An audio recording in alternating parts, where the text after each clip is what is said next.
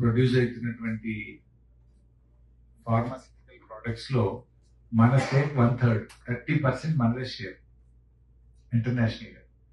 మనకు ఆ పొటెన్షియాలిటీ ఉంది మన హైదరాబాద్ లో. దాన్ని గమనించి కేసీఆర్ అప్పుడు ఈ 16,000 ఎకరాలు ల్యాండ్ ను మేము సేకరించి ఆల్రెడీ సెంట్రల్ గవర్నమెంట్ నుంచి ఎన్విరాన్మెంట్ క్లియరెన్స్ కూడా తెచ్చాం, ఈసీ కూడా వచ్చింది. That was a conditional land acquisition. అంటే ఫార్మా సిటీ కోసమే ఈ భూసేకరణ చేస్తున్నాము అని 2013 ల్యాండ్ ఎక్విజిషన్ యాక్ట్ ప్రకారంగా నోటిఫై చేసి మనం ల్యాండ్ ఎక్విజిషన్ చేశాం నెంబర్ 1. అండ్ ఫార్మా సిటీ పేరు మీదనే environment clearance ministry of environment Delhi నుంచి తీసుకొచ్చినాం. Ministry of environment Delhi specific గా రాసింది ఈసీలో, purpose should not be deviated. And మన యాక్ట్, పార్లమెంట్ యాక్ట్ ఏం చెప్తుంది, ల్యాండ్ ఎక్విజిషన్ యాక్ట్ అంటే if at all you deviate the purpose, land should be given back to the farmers అనేది మన parliament act. అందువల్ల ఈ ప్రభుత్వం ఏదో ఒక డ్రామా చేస్తుంది. యాక్చువల్లీ మన హైకోర్టులో కేసు వచ్చింది.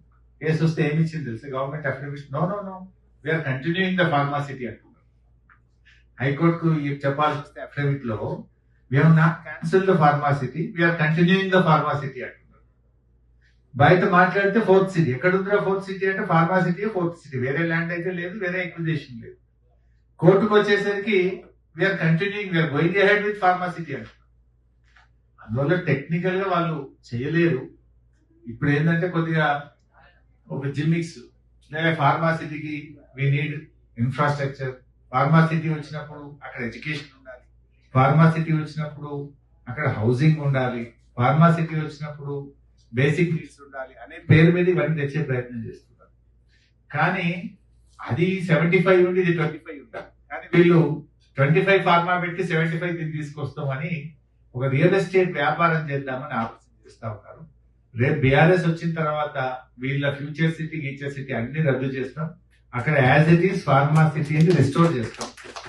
అంటే మేము ఆశించింది ఏంటంటే కొన్ని వేల కోట్ల, లక్షల కోట్ల ఫార్మా ప్రోడక్ట్స్ ఎక్కడి నుంచి ఉత్పత్తి జరుగుతాయి, మన స్టేట్ రెవెన్యూస్ పెరుగుతాయి, స్టేట్ ఎకానమీ పెరుగుతుంది, అండ్ లక్షల మంది పిల్లలకు అక్కడ ఉద్యోగాలు వస్తాయి.